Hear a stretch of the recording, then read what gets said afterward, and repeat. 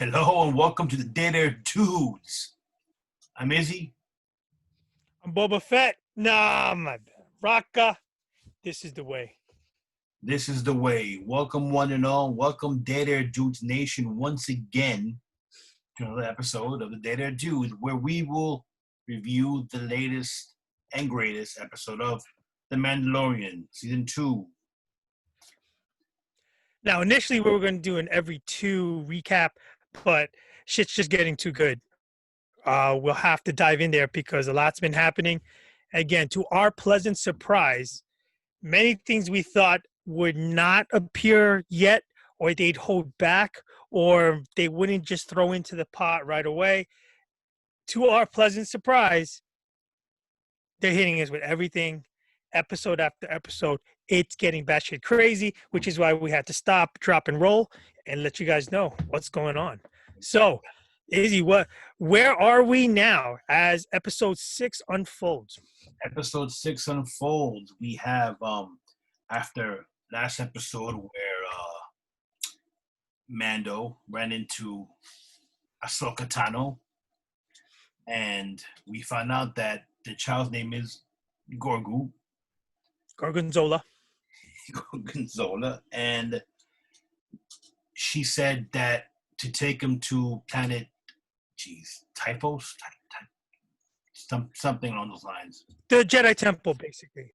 Yeah. But just take him to the Jedi Temple. I know I'm gonna get mangled by you guys, but yeah.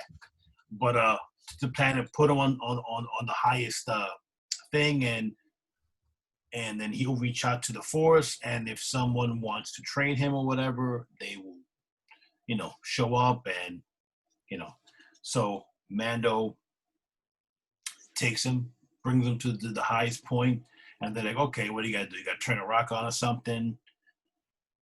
Then he sees in the distance the unmistakable ship of one Boba Fett.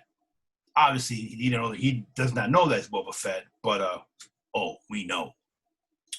Oh, we know, which is fantastic. And just to reel back a little bit, the opening shot is when they're trying to play ball, where he's trying to get him to do the force thing with the metal ball. Mando is laughing. Mando is giddy. Mando is happy. You could tell, yes, this is going to be a problem. He's actually gone fond of the child. It's not a mission anymore. He's like a guardian now. And it's more of a guardian. It's like guardian son. It's like dad's son, adopted father, son, kid. It's personal. So that was a clever little drop in the beginning where you already know it's not this is the way, it's my mission anymore. He's loving the kid. Yeah. Which what happens, right? When they set that up, what happens. Well, of course. I mean, you're foretelling the story. Well, you're foretelling what's going to happen later on. Even Ahsoka said it that going attached to him, whatever. I can't train him, yada yada, and So back to the. She was dead on. Back to. So he's in the yoga pose, not the Yoda pose, but the yoga pose, and he's doing his namaste centering of the universe. He's got this, I guess, protective force field barrier. Whether he sees something, astral projects. He is in some intergalactic teleportal consciousness wavelength that he's tapped into. We don't really know. All we know is he's in a zone. The ship lands, and now things are going to get real.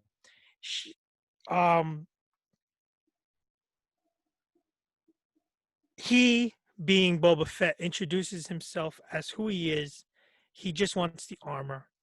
And as clever, he's still a Mandalorian. He's still a trained assassin, a trained fighter. He says, up on high, I got a sharpshooter pointing right at your kid.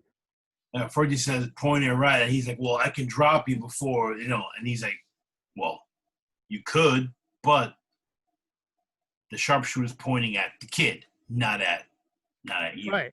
So, and they're very clever to know, now listen, the bounty's risen on the kid, but we're kind of keen. You care about the kid more than you do about the money and the mission. So listen, But we forget that, I mean, if you remember, harken back to an episode from last season where Ming-Na Wen's character, Fennec, was mortally wounded, but then you saw a foot, and then, that creeped up to her. It was Boba Fett, who, we we thought it might have been, and now it's all come full circle, and now Fennec is in debt to Boba Fett, so basically she owes him her life. So she's down with the cause. He wants the armor. Mando's like, no, you ain't Mando. This is not the way. You're not down with the cause. this best car is not leaving my care. This belongs to the Mandalorians. The best car is not leaving. Over my dead body. You're like, well, that could be arranged. This is going on. Then all of a sudden, stormtroopers show up. As Fennec said, the bounty for the kid has like 6 times or whatever. It just went up. So you have these stormtroopers come up, and of course you have a nice battle. But as we all know, they're stormtroopers, so they could hit the broadside of an asteroid. Exactly, 50 or 60 against one. Is it odds? Boba Fett goes. Well, what ensues is a nice battle scene where the three of them show off, even though the stormtroopers are coming. Then another ship comes, and they're coming in droves. They're trying to get the numbers game. They're taking care of business now. It's getting thick.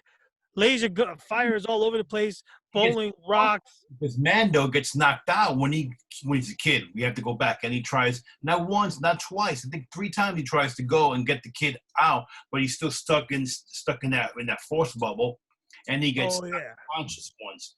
So when he finally can't break that bubble. He can't break that. Finally, the kid is getting worn. Yes, the kid is slowly getting worn. Whatever is happening is wearing him down. And as things unfold, and it looks like Fennec's character and Mando's character is starting to get overwhelmed by just the sheer number of stormtroopers, firepower, their machinery, everything. Boba Fett runs into the ship, Mando's ship, comes out.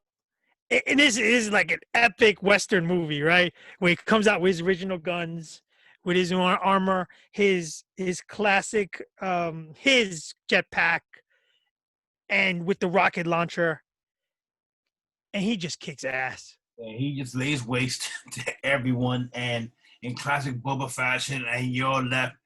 I mean, he's a badass. He's a damn badass. And mind you, at this point, Boba's essentially an old man. He's much older, but he's still the baddest mofo in the galaxy. All right. I mean, this is a space western, as though Clint Eastwood just came out of the smoke. You hang him high, and he just not even taking names. Unforgiven. He just goes to one knee and just takes everybody out. The stormtroopers and just as out, they the street, and as they're leaving, Boba shoots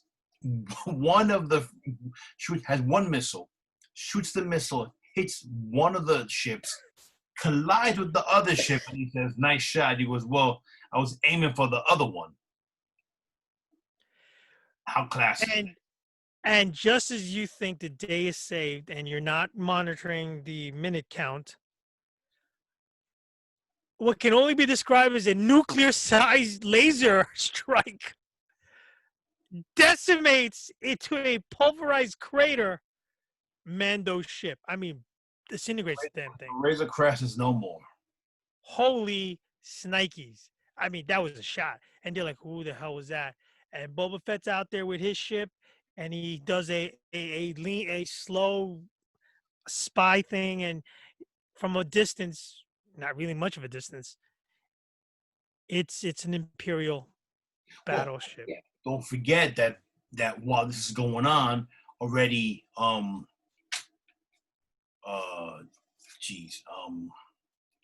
Esposito, his Um, He's already mentioned. Gideon, Yes, Moff Gideon. He's already mentioned, and he sends.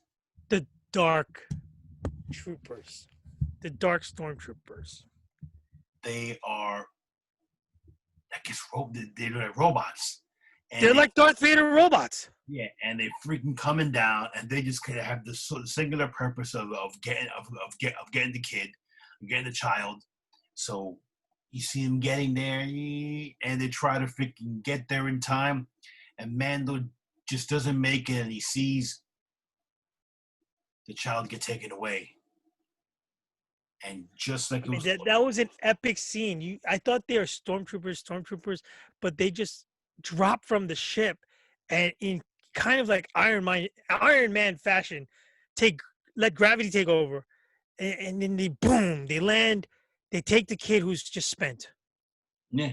Poor kid is spent. He can't even defend himself. He's like, and they take the damn kid, and then before anything can happen, they hightail out of there. And this is where you feel that oh shit moment. Gideon has the kid. Boba Fett, Mando, Fennec are left on the ground. They go. Mando shifts through the ashes. The only thing you find is the Beskar staff, spear that he took from the other lady, the arms dealer lady, and this only thing remains. And again, like we've mentioned in the past, Mando's a pretty one-dimensional thinker. Nice guy, great skill set, but he's like, oh, well, I guess we fulfilled our. He's not the sharpest tool in the shed. No, he believes he fulfilled the obligation. Everything's done. He's just screwed. He lost the kid. He's probably in the bottom. Pun intended. He's in the lowest of the lowest crater. And something is said, which I almost oversaw. I should have seen coming, but I was like, oh, that's pretty cool. Where he says, no, I'm a man of honor. I'm paraphrasing here. I'm a man of honor. I am a Mandalorian. The deal was to ensure the child's safety. Yeah. So we're going to help. He's not safe. And we're going to assure safety. So you got Boba Fett teaming up with the Mandalorian and Fennec, who's now a loyal, sharpshooting, kick-ass beast of her own right. The three of them now are going to go after that Imperial trooper, that Imperial ship. And now what happens in the Imperial ship? Just to finish off the cake here. I mean, they got the child, you know. I have to get used to Grogu. I have not, you know. Just say Gorgonzola, that's all right. So Gorgonzola he's got two stormtroopers in there, and he's smacking the shit out of them. You know, making them, having them bash against the walls and bump into each other and everything. Poor dudes. So Moff Gideon, he's like, oh, so you know, you're pretty powerful, whatever, you know, but now you know that you're gonna be all tired. He's talking to the kid, talking to the child, and then he takes out the saber, which Gorgonzola, he's like, whoa. He's like, no, you're gonna poke your eye out, or did he say you're gonna poke my eye out?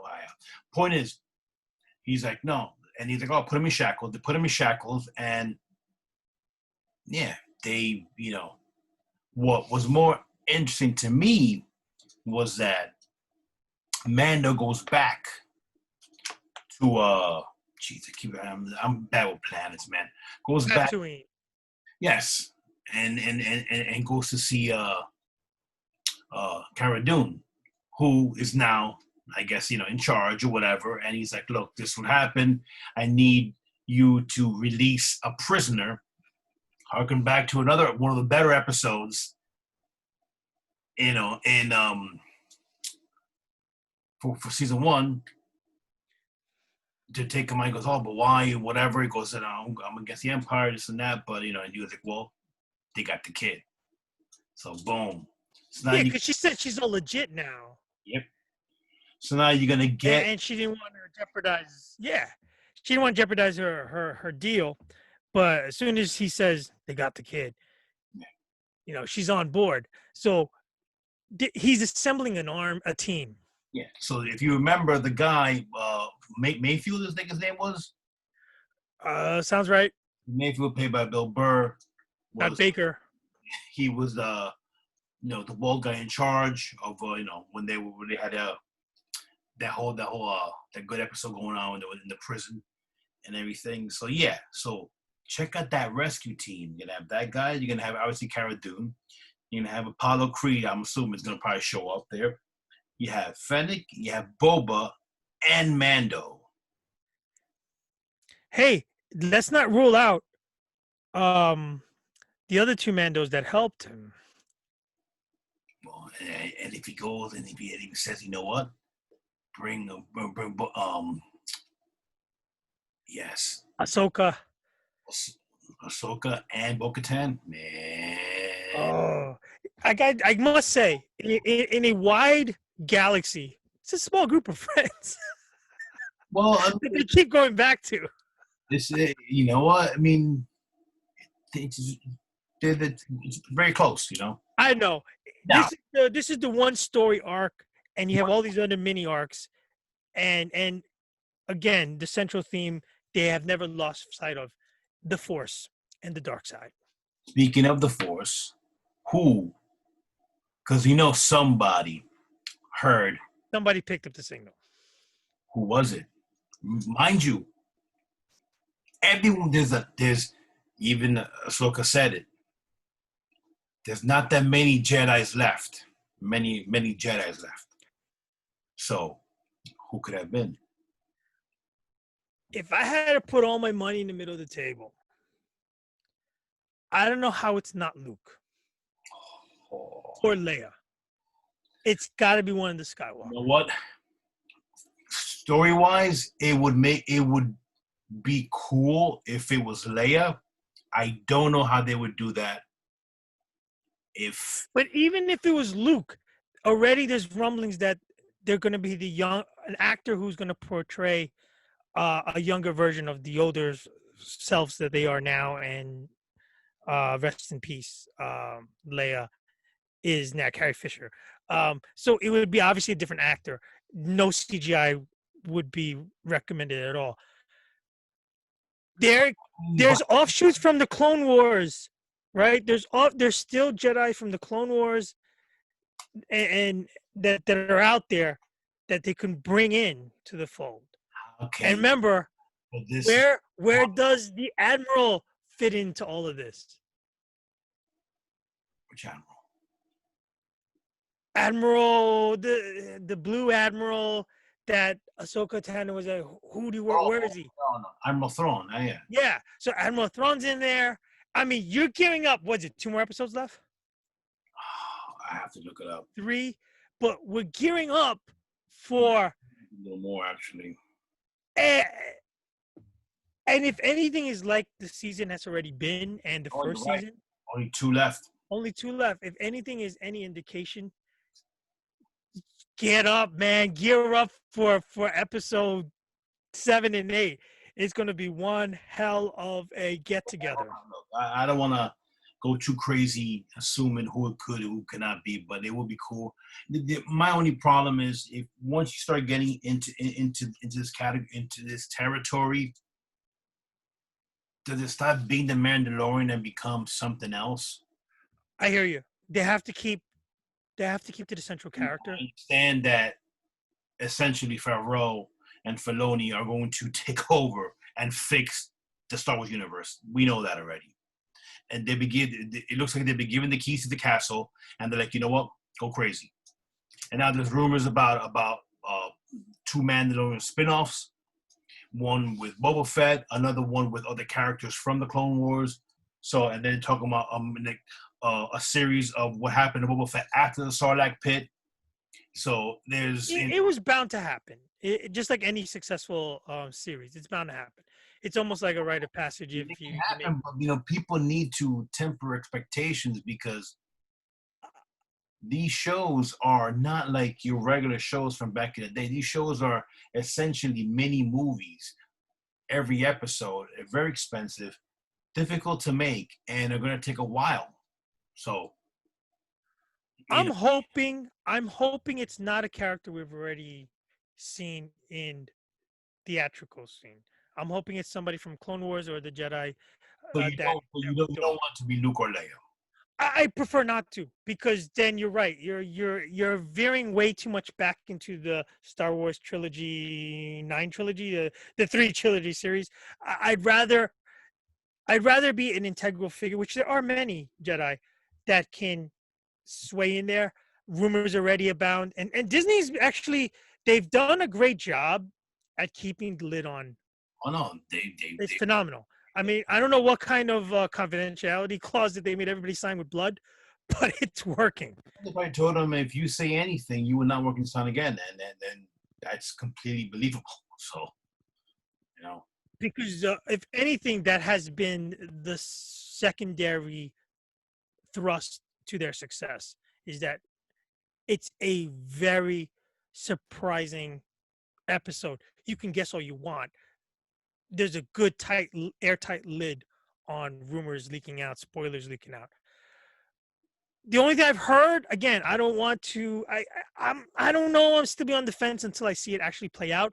I would like to see it. Is some kind of flashback scene of who actually trained him. It was mentioned out there. It could be Mace Windu. It could be Yoda himself. It could be even Anakin. It could be um um Obi-Wan. It could be quite a number of people who remember he's 50 years old. it could be anybody exactly. I mean, It could be anybody, which is very interesting to see. I don't want it to take up the whole episode, but it would be nice to have a 15, 20-minute little flashback of which Jedi. He's that special, right? Somebody must have touched him, trained him for a little bit, and maybe saw he's the key to something in the future. Give us that nugget. Give us that nugget. Give us that nugget. All right. With that said, I think this was a great episode. It has not failed at all this season. Nope. They are taking the mantle of the Mandalorian and they are running crazy with it. It's out of control. I was the one to end because I know that we have at least a year before. Duh! Stop saying that. I haven't even heard any news of them even starting production on the next. I just read, matter of fact, that they're starting production on the Cassian Andor series this week, which that was announced a couple of years ago. So, yeah. No, that's what you heard, because that's what they want you to hear. Shooting has already started. It's in a remote location that they will not tell you, but it's already going, man. It's happening. So Part of the clause. Part of the clause. all right, guys. For Data Dudes Nation, for the Data Dudes, I'm Izzy. I'm Raka. Thank you all for liking, subscribing, keeping all the comments, all the feedback. Keep us going. You're awesome, guys. Remember to save the whales. This is the way. May the force be with you. This is the way. May the force be with you. Stay safe, everybody, and take care.